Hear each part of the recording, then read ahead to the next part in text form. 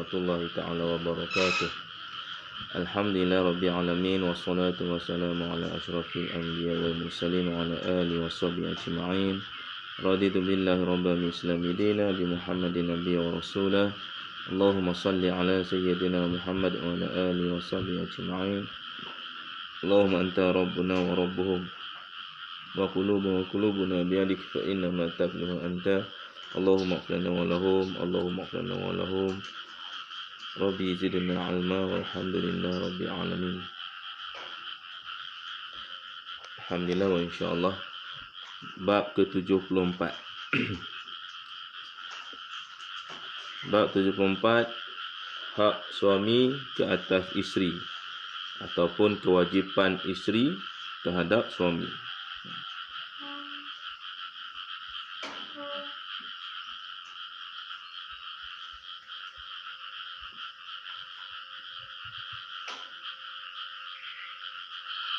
Alhamdulillah rabbil alamin.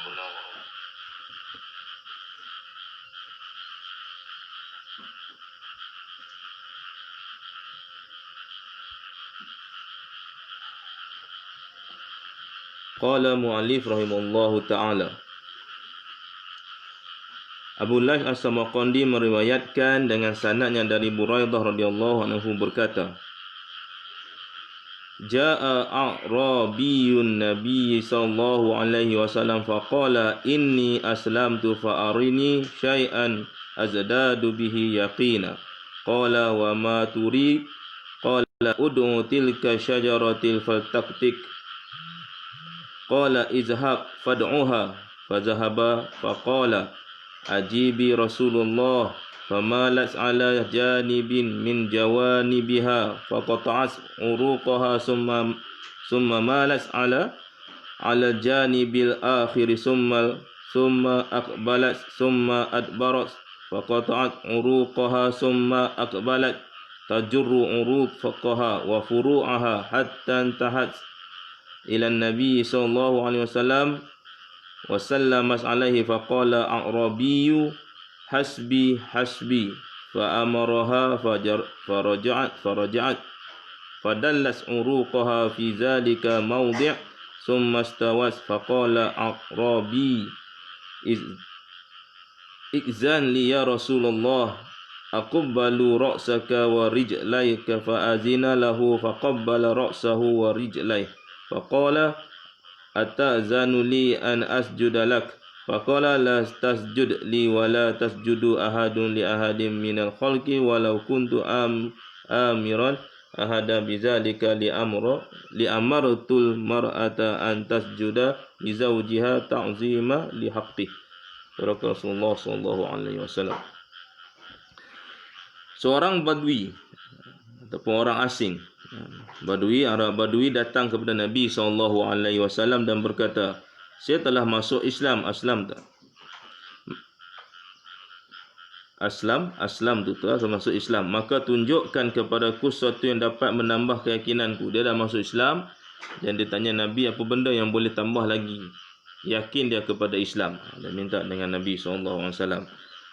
Untuk dia yakin dengan Islam, maka Nabi sebut. Dan Nabi bertanya, apakah yang kamu inginkan? Kamu nak apa? Jawab Badui tadi, panggilkan kemari pohon itu supaya datang kepadamu. Ada satu pohon. Orang Badui suruh Nabi panggil dia. Panggil datang pada Nabi. Nabi SAW bersabda, pergilah engkau dan panggillah ia supaya datang kemari. Maka pergilah Badui itu dan berkata kepada pohon itu, sambutlah panggilan Rasulullah SAW. Maka condong pohon itu ke kanan untuk memutus urat-urat akarnya, lalu condong ke kiri untuk memutus akarnya, kemudian condong ke muka dan ke belakang untuk memutuskan urat akarnya, lalu berjalan hingga sampai ke depan Nabi SAW, lalu memberi salam kepada Nabi SAW. Dia Badui itu pergi pada pokok tadi itu, lalu dia kata, wahai pokok, Nabi panggil, suruh datang pada dia. Lalu pokok tadi bergerak ke kiri, ke kanan, ke belakang ni, ke depan. Dia nak cabut akar dia, maka dia bergerak kepada Nabi SAW.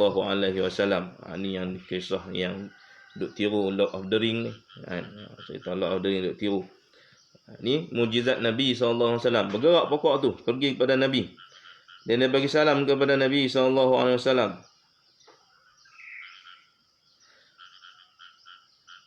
Maka Badui bercakap, cukup, cukup. Lalu ia minta supaya Nabi SAW menyuruh pohon itu kembali ke tempatnya, dan setelah ke tempatnya dimasukkan akar-akarnya ke dalam tanah untuk bersambung dengan yang putus-putus itu, lalu tegak kembali. Dia kata, besar dah ni, cukup dah. Dan ini mukjizat kebesaran Rasulullah SAW. Kembali balik pokok tu, duduk balik tempat dia. Maka Arab Badui berkata, ya Rasulullah, izinkan saya akan mencium kepada kepala dan kakimu. Dia minta izin, aku nak cium kepalamu dan kakimu. Maka diizinkan oleh Nabi SAW. Kemudian setelah mencium kepala dan kedua kaki Nabi SAW, maka ia berkata, izinkan aku sujud kepadamu. Dia dah cium kepala Nabi dan cium kaki Nabi. Dia minta sujud pula kepada Nabi SAW. Lalu Nabi jawab, jangan sujud padaku, dan tidak boleh seorang sujud kepada seorang dari makhluk.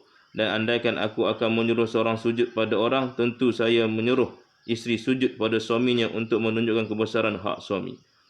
Dia bila nak sujud pada Nabi, Nabi kata tak boleh. Manusia tak boleh sujud pada manusia. Kalaulah betul-betul berhak manusia untuk sujud pada manusia, hanya satu orang saja, iaitu isteri saja yang berhak sujud kepada suami.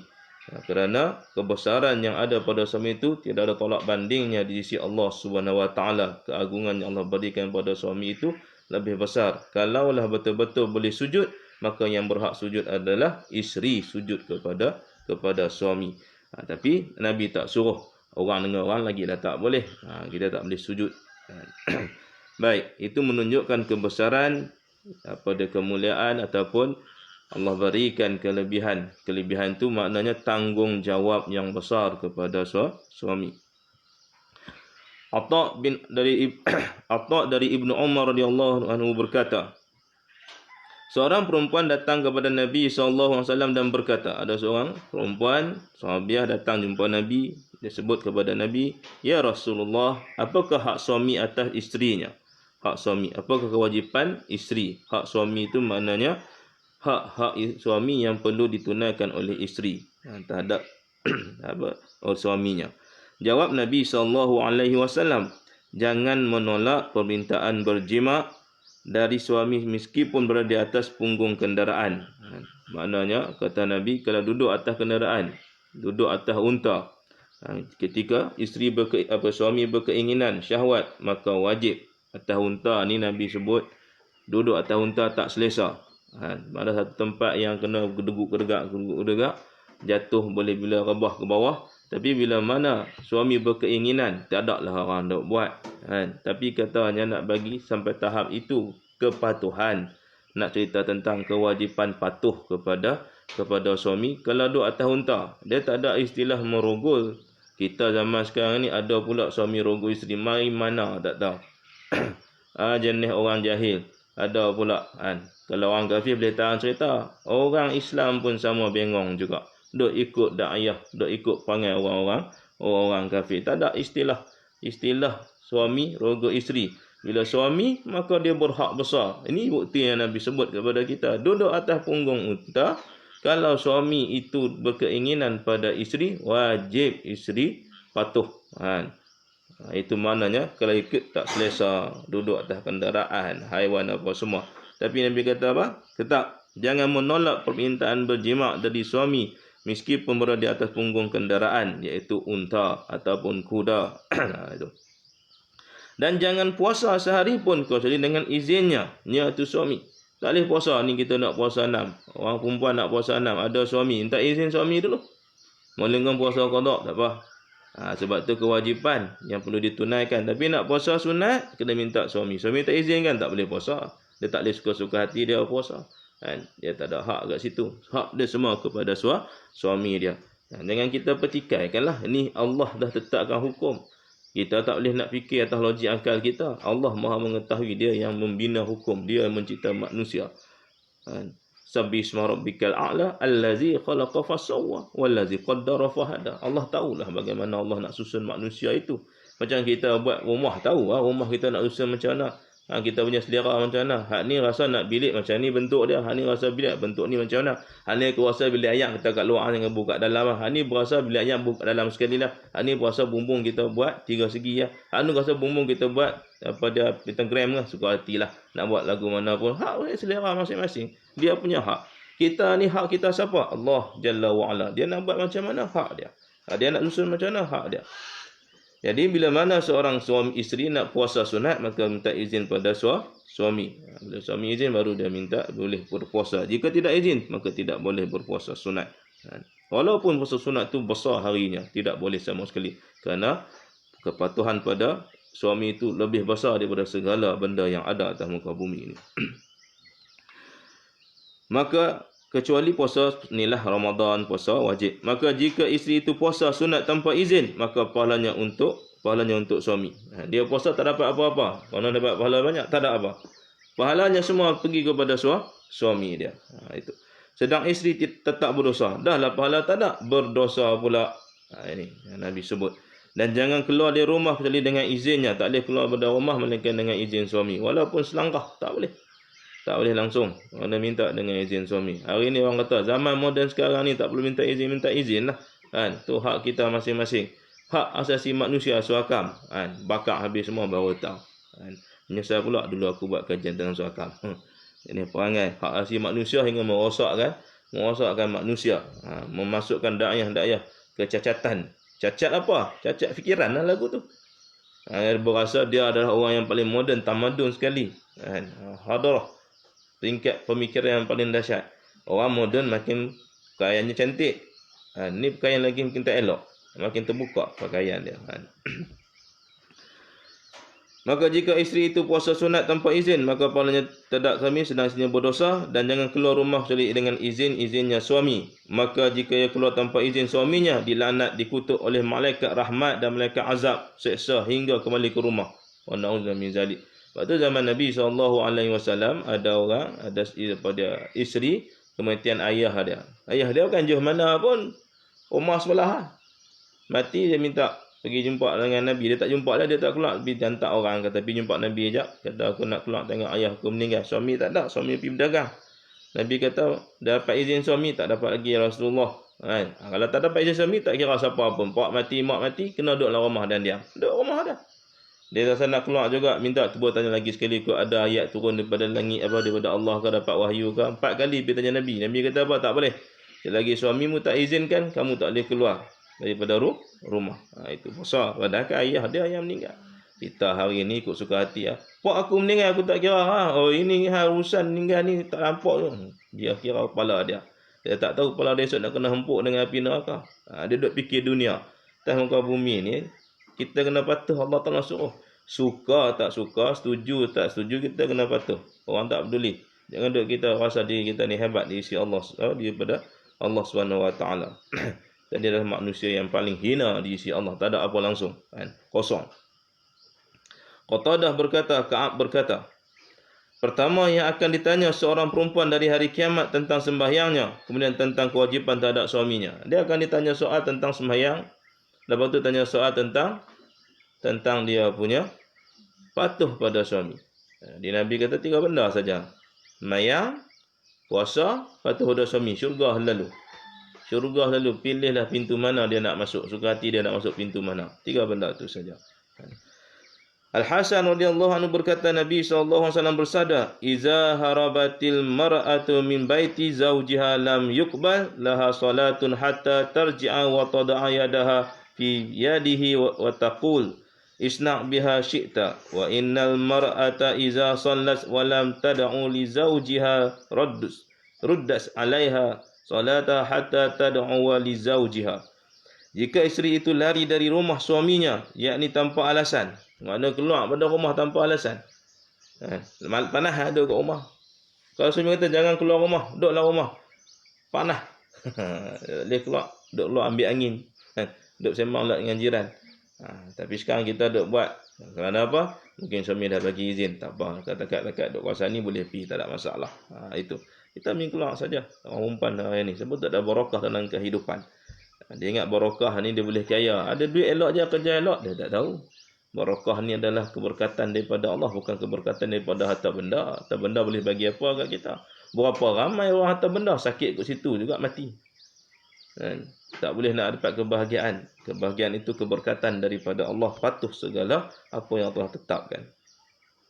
Jika isteri itu keluar lari pada rumah tanpa alasan, yakni tanpa alasan tidak diterima sembahyangnya, dia sembahyang tak terima langsung. Suami balik cari-cari tak ada jumpa, pergi mana? Sampai kampung dah. Dia sembahyang hari itu, tak ada satu pun diterima oleh Allah Subhanahu Wa Taala. Allah laknat dia, wa na'udzubillah min zalik. Sehingga kembali dan meletakkan tangannya pada suaminya, yakni menyerah pada suaminya dan berkata, berbuatlah suka hatimu terhadap diriku. Dan seorang isteri jika sembahyang dan tidak mendoakan suaminya, ditolak sembahyang sehingga mendoakan suaminya. So, isteri wajib mendoakan suaminya dalam sembahyangnya. Itu maknanya kalau dia tak doakan, maka dia tidak akan diangkat doanya. Sembahyang tidak diterima maknanya bukan tak diterima apa. Sembahyang tu dia terlepas kefarduan tapi tidak mendapat keberkatan daripada Allah Subhanahu Wa Taala. Itu kebesaran yang Allah berikan. Qatadah berkata, diceritakan pada kami bahawa Rasulullah SAW bersabda ketika di Mina dalam khutbahnya bersabda, hai sekalian manusia, ya ayuhan nas, sesungguhnya kamu mempunyai beberapa hak atas isterimu, dan mereka juga mempunyai beberapa hak ke atas kamu. Dan di antara hakmu yang harus dijaga oleh isterimu ialah menjaga tempat tidurmu. Menjaga tempat tidur, kemas, elok, bersih. Dan tidak mengizinkan seorang masuk dalam rumahmu yang kamu tidak suka. Dia tak boleh masuk siapa-siapa pun dalam rumah. Walaupun orang yang paling dia rapat, best friend ke, adik-beradik paling dia sayang, tapi suami tak suka, haram, tambah jadah lagi, haram sungguh-sungguh, yang tak boleh dibawa masuk dalam rumah. Bawa masuk, Allah akan laknat dia. Tak boleh bawa masuk dalam rumah siapa saja yang suami tak suka, tak kira siapa pun, tak kira siapa. Dan tidak boleh buat kekejian yang terbukti, buat benda yang keji, tak boleh. Maka jika mereka melanggar, berarti Allah telah menghalalkan bagi kamu untuk mukul isterimu. Kalau buat, boleh pukul dengan isteri. Bagaimana pukul? Ambil kain, gulung-gulung-gulung, lepas tu pukul. Pukul di bahagian yang tidak mencederakan dan bukan bahagian muka, bahagian yang dia punya kehormatan. Di badan ke, di kaki ke. Itu. Pukulan yang tidak melukai, tidak membahayakan. Sedang hak isteri atas suami ialah harus diberi pakaian dan nafkah selayaknya. Di suami pula, dia punya tanggungjawab kena bagi pakaian. Setahun 2 pasang. Setahun 2 pasang pakaian. 2 pasang ni maknanya daripada tudung, baju, kain, seluar, semua lah. Itu. Lepas tu tempat tinggal. Tempat tinggal ni bukan tempat tinggal mewah apa semua. Tempat tinggal yang boleh dia betul-betul, dia selamat, keselamatan apa semua, selesa. Itulah. Jangan kita minta boleh pula. Itu. Lagi apa? Makan sehari 2 kali. Makan yang mengenyangkan, yang beri kesihatan pada isteri. Itu tanggungjawab. Termasuk anak-anak. Lagi apa? Ubat-ubatan. Kena sakit. Lagi apa? Make up dia. Tapi make up dia sajalah. Bukan make up studio, keluar lah make up dalam rumah je. Keluar make up apa? Ambil arang, conteng muka.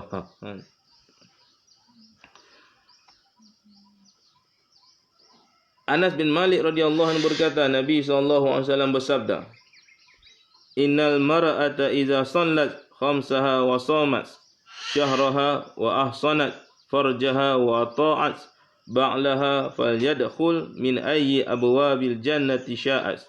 Sesungguhnya isteri jika sembahyang 5 waktu dan puasa bulan Ramadan dan menjaga kemaluannya dan taat pada suaminya, maka dipersilakan masuk dari pintu mana yang dia suka. Ini yang Nabi sebut. Dia sembahyang 5 waktu. Sembahyang 5 waktu kat rumah lah. Jangan duduk dalam kabut nak pergi masjid. Dia bukannya lelaki, ada tanggungjawab nak sembahyang. Dia pula, bang saya nak pergi masjid, sembahyang jemaah kat masjid. Dulu saya sembahyang jemaah hari-hari. Hampa duduk sini, duduk mengaji, duduk belajar. Jangan duduk sudah kahwin sembang macam ni juga. Saya dah biasa solat jemaah lah. Ada sibuk pula, dia pula macam suami. Laki dia di isteri pula. Sudah sikit pulang kabut lah, sembahyang kat rumah. Tak seronok sembahyang seorang-seorang bang. Tak seronok apa, tu tanggungjawab. Itu. Duduklah kat rumah dia sembahyang seorang-seorang tu. Tak siapa ganggu. Pahala hang besar lagi dapat. Patuh pada suami dan patuh pada arahan Nabi SAW. Duk semayang 5 waktu elok, masuk waktu semayang terus.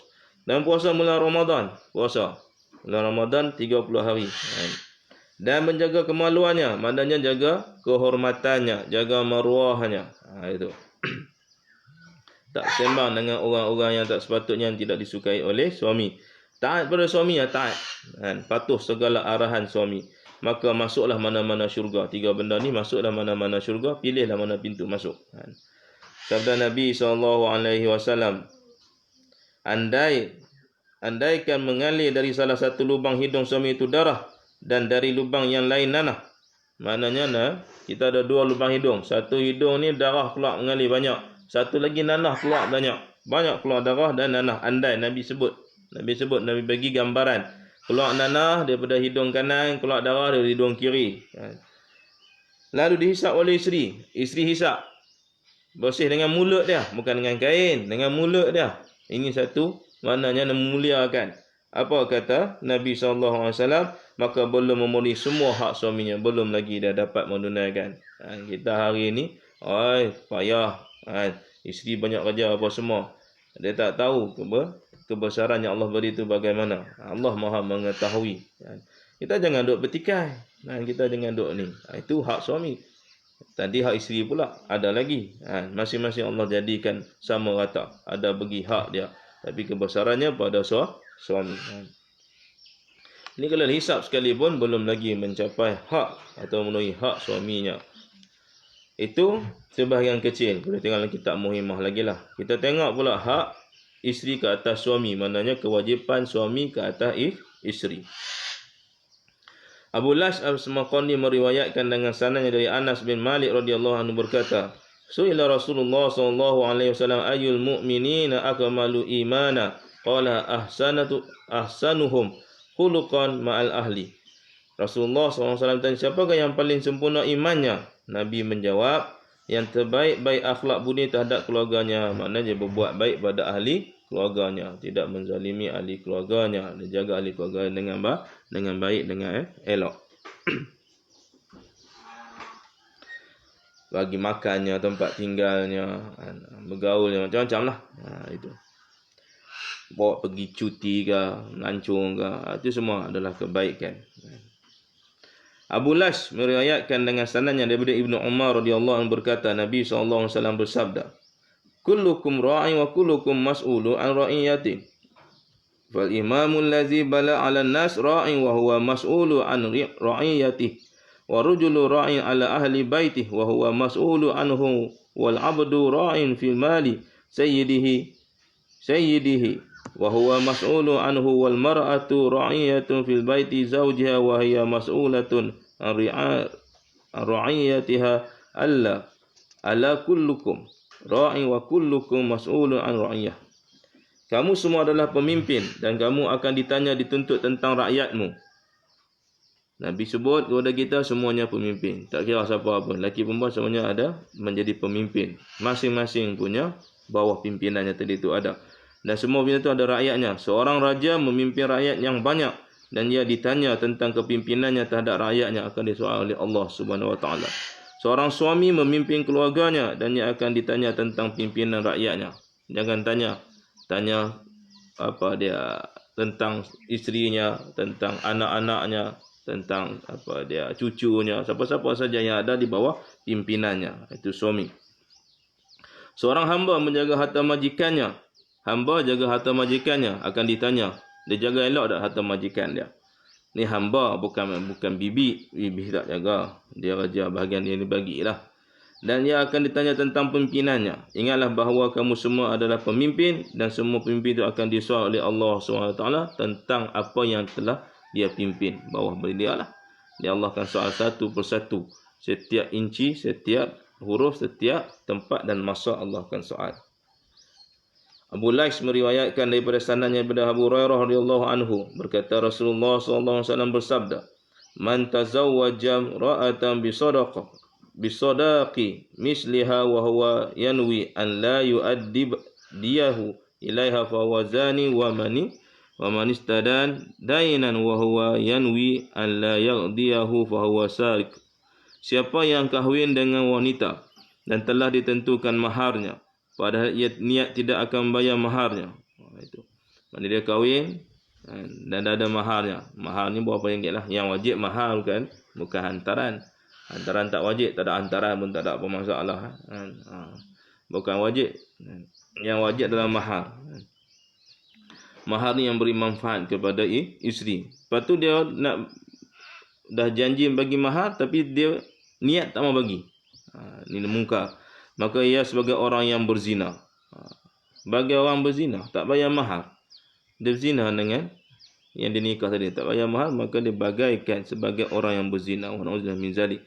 Dan siapa yang hutang piutang dengan niat tidak akan bayar, maka ia sebagai pencuri. Sah nikah tu, tapi perbuatan dia seolah macam berzina, tak nak bayar mahar. Mas kahwinnya RM100, dia kata aku tak mau bayar. Mas kahwin mesti wajib bayar. Mas kahwin ni siapa-siapa tak boleh pakai. Siapa-siapa tak boleh pakai melainkan perempuan tadi, isteri sajalah yang berhak pakai. Yang lain tak boleh guna. Mak ayah dia tak boleh guna. Ni mak ayah pun dah. Mas kahwin RM1,000, mak ayah ambil. Mak 10%, ayah 10%. Mas kahwin lah. Aku jaga hamda kecil. Bengong. Tak boleh. Tak boleh ambil hak isteri tu. Hak perempuan tu sampai mati. Tak boleh. Melainkan dia bagi.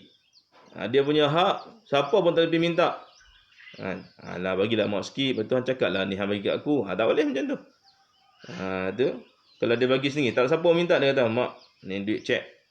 Mas dia kata ni duit cek ada siapa, ada 1,000 ni cek dekat mak ambil. Tu tak apa dia bagi.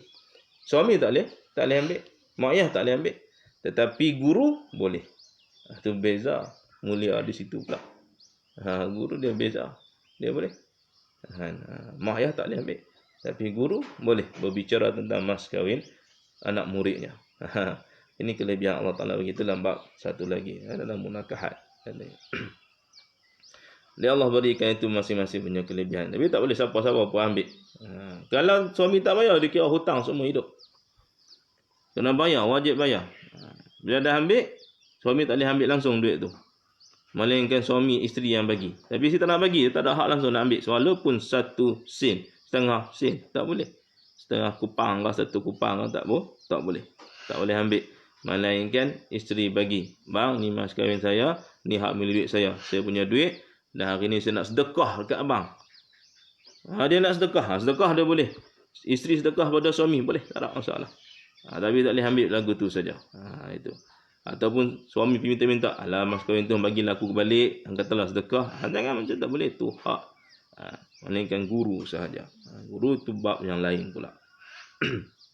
Abu Lais meriwayatkan daripada sanad Abu Qasim Asy-Syanazi dari Al-Hasan berkata Nabi SAW bersabda, berpesan-pesan baiklah terhadap isterimu, kena rajin nasihat. Sebab isteri ni rajin walaupun dia ngaji tinggi, dia agama dia besar, mak ayah dah didik, ngaji besar, tahu hukum akam, suami tetap juga kena nasihat sebab dia kerja yang lupa dia lebih tinggi lagi. Walaupun dia ingat, tapi dalam beramal dia lupa. Hendaknya rajin pesan-pesan. Seperti Aisyah, hebat pada kita lagi, hebat pada isteri-isteri kat ni. Rajin Nabi pesan pada dia. Nabi tegur dia. Banyak Nabi tegur pada Aisyah dan pada isteri-isteri yang lain. Padahal mereka ni ummul mukminin. Ummahatul mukminin. Berpesan-pesan baiklah terhadap isterimu, rajin kena nasihat. Memang suka perangai dia lah. Sebab mereka tidak berkuasa apa-apa terhadap diri mereka sendiri. Sebab tak ada apa. Jenis orang tak ada apa ni. Tak ada kuasa apa-apa. Jadi cenekeh banyak. Perangai tu. Black-black. Kamu telah mengambil mereka dengan amanat dari Allah dan menghalalkan kemaluan mereka dengan kalimat Allah. Allah telah halalkan segala tubuh badan isi itu dengan kalimat Allah. Itu. Maka kena jaga. Kena rajin pesan. Kena rajin nasihat. Abu Lais berkata, hal isteri atas suami ada 5 macam. Hal isteri ke atas suami itu ada 5 macam. Apa dia?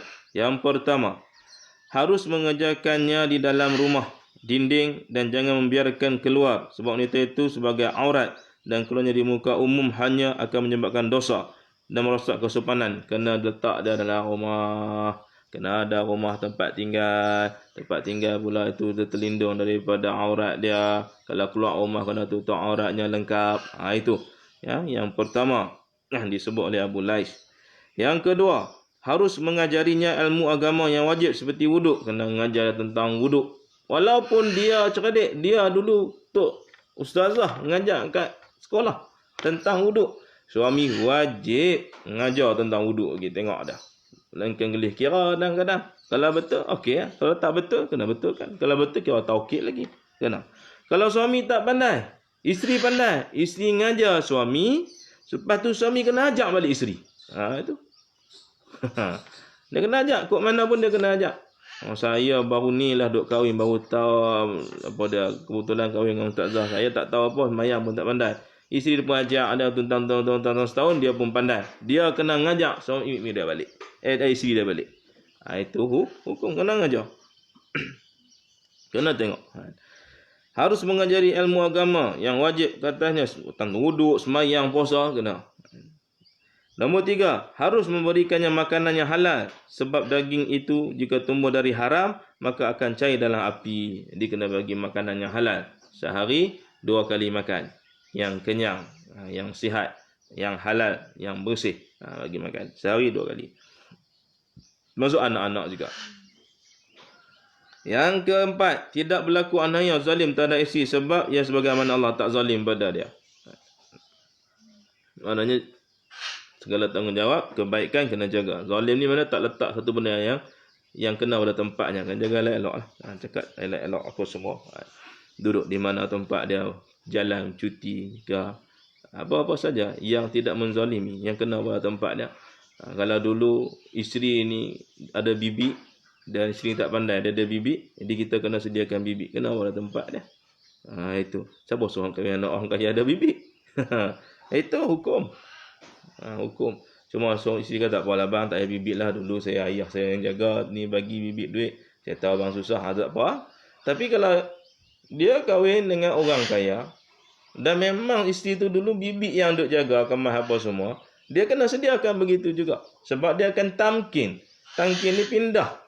Ayah pindahkan hak tu kepada suami tamkin. Jadi kena sediakan macam ayah dia sediakan. Melainkan dia tahu, reda sama masing-masing. Itu. Jadi kita kena faham benda ni. Kita kena tahu. Jangan salah pula. Apa tak pandai masak apa semua ni. Bukan urusan dia wajib masak. Isteri bukan wajib masak. Bukan wajib basuh baju.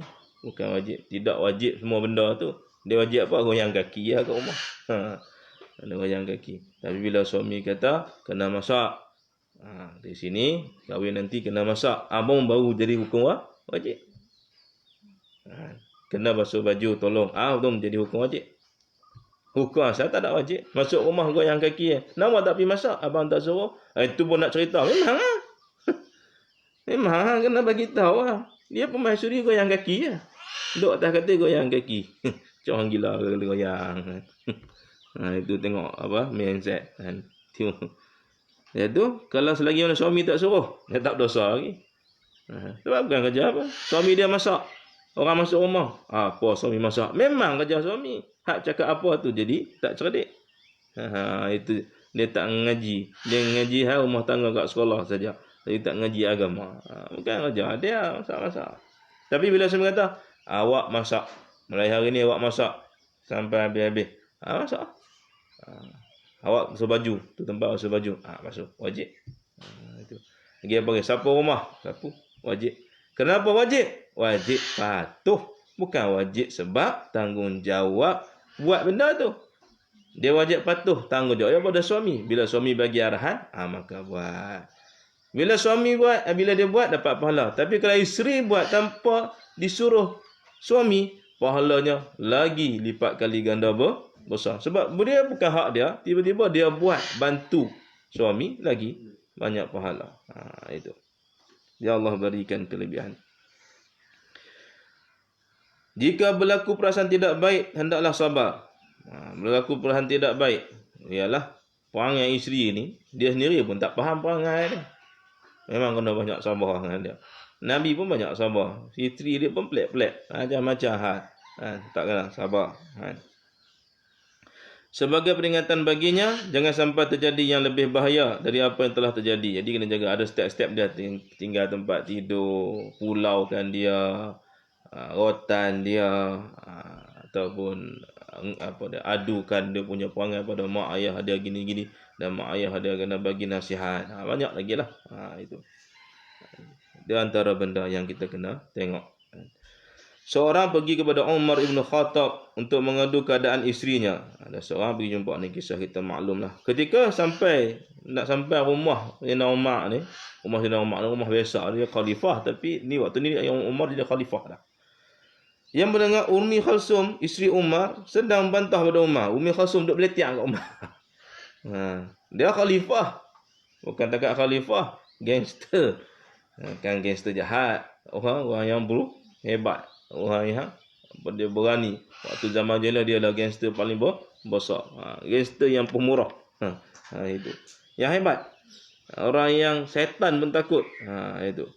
Gangster kita hari ni setan duduk dengan dia. Hak ni betul-betul. Dahsyat orang dia. Yang Allah redha Al-Faruq. Dia Ummi Kasum tengah membebel dekat Umar. Tak tahulah apa membebel kat Sayyidina Umar ni. Dia orang tu pun kata, tak jadi nak pergi. Saya nak mengadu tentang keberanian isteriku membantah perintahku. Tiba-tiba Umar sendiri pun bini duk beletiak. Itu. Maka ia kembali. Dia pun pergilah kata, pada aku duk mengadu, biar aku balik. Kata, lagi aku sekali kena beletiak. Tiba-tiba dipanggil oleh Umar. Umar nampak panggil, mai sini ya. Tanya. Maka jawabnya, aku pergi kemari untuk mengadu tentang isteriku yang banyak beletiak ni. Aku cakap A, dia jawab B. Aku cakap C, dia jawab D. Itu. Perangai suka jawab. Itu. Dia sampai sini tengok, hang pun punya bini pun lebih kurang sama macam bini aku. Tiba-tiba dia mendengar sini juga seperti istriku. Maka saya akan kembali. Maka pun tak ada. Aku nak tanyakan aku balik. Umar berkata, kami maafkan padanya kerana berapa hak yang harus aku tanggung. Tak apalah, dia boleh tiap bila dia memang banyak dosa. Dia buat banyak benda tak elok. Benda yang dia suka lawan. Tapi kita maafilah kat dia. Itu, maafilah kat dia. Nak buat macam mana, dia perangai dia macam tu. Kenapa? Kerana kita maafkan dia, kerana ia menjadi dinding bagiku dari api neraka. Itu, dinding. Aku sabar dengan dia. Dia hanya meletiak. Aku sabar dulu lah, tak apa. Nanti dia menjadi dinding. Redha dengan dia. Sehingga hatiku tenang dan jauh dari yang haram. Itu. Sebab apa? Sebab Umar tak berzina. Macam mana sekalipun, isterinya juga menjadi tempat yang halal. Itu. Yang kedua, ia menjadi penjaga rumahku jika aku keluar. Jaga rumah. Jaga rumah. Tak bagi orang masuk apa semua kemah rumah. Itu. Jaga harta aku. Kena jaga harta suami. Bukan ambil harta suami. Jaga. Itu. Boleh tak curi duit suami? Harta suami boleh tak curi? Boleh tak curi? Boleh tak curi duit suami? Bukan selalu ambil.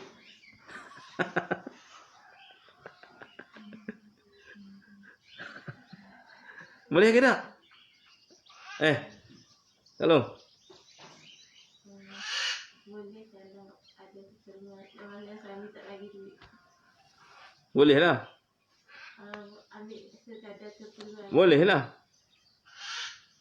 Tak boleh. Tadi yang kata.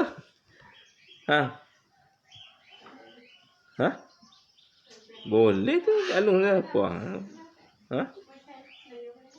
Aku tanya boleh tak boleh tadi. Tadi aku tanya boleh tak boleh, dia jawab. Lepas tu dia kata tak boleh pula. Boleh kalau mana hari tu tak makan apa.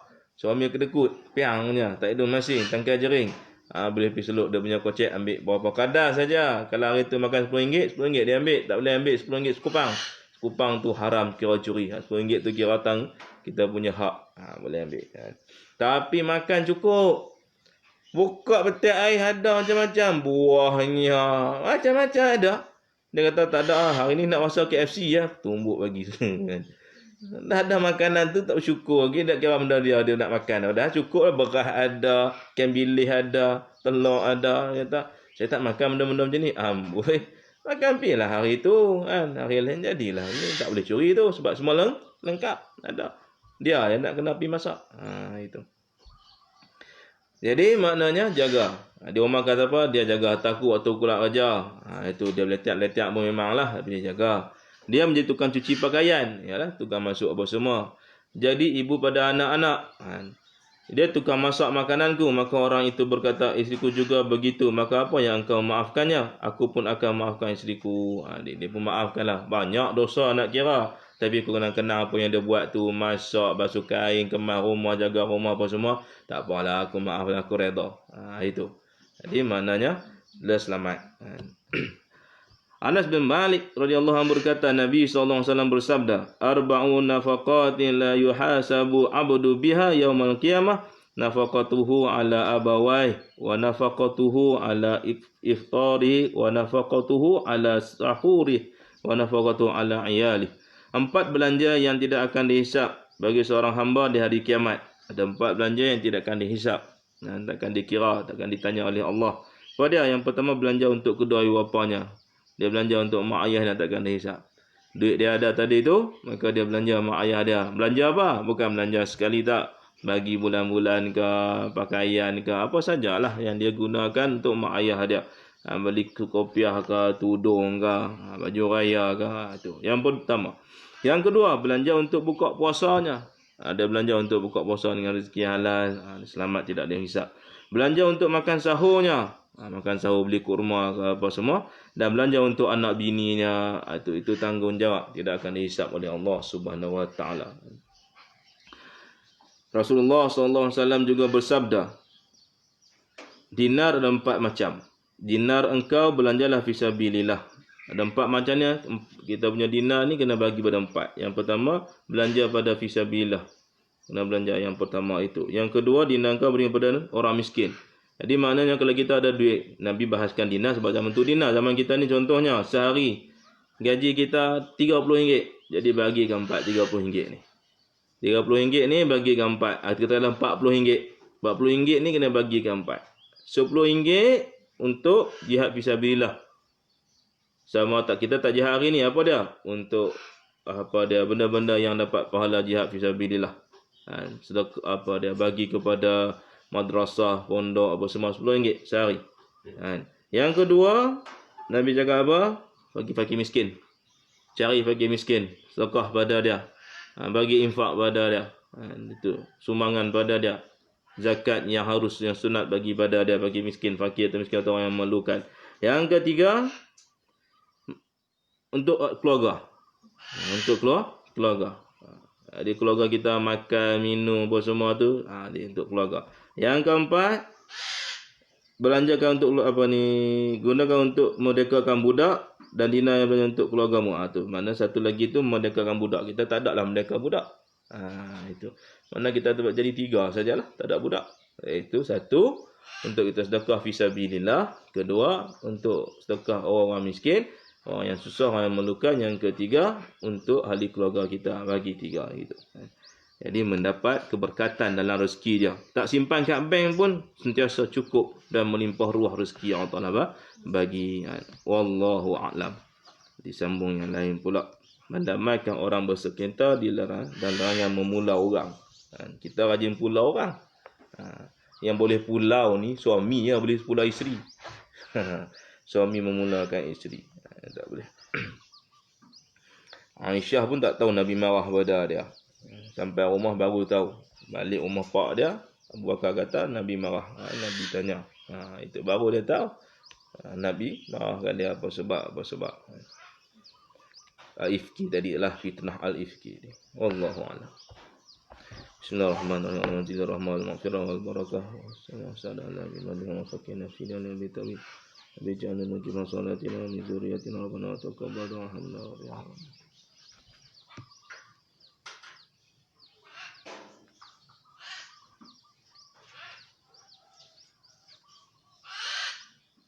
Kalau dah jenis makan benda mahal. Makan benda mahal apa, nasi sama kat situ. Tak boleh ambil lebih suka-suka hati. Nak ambil qadar yang perlu sahaja. Qadar yang perlu. Ni cari alasan nak cari nak ambil.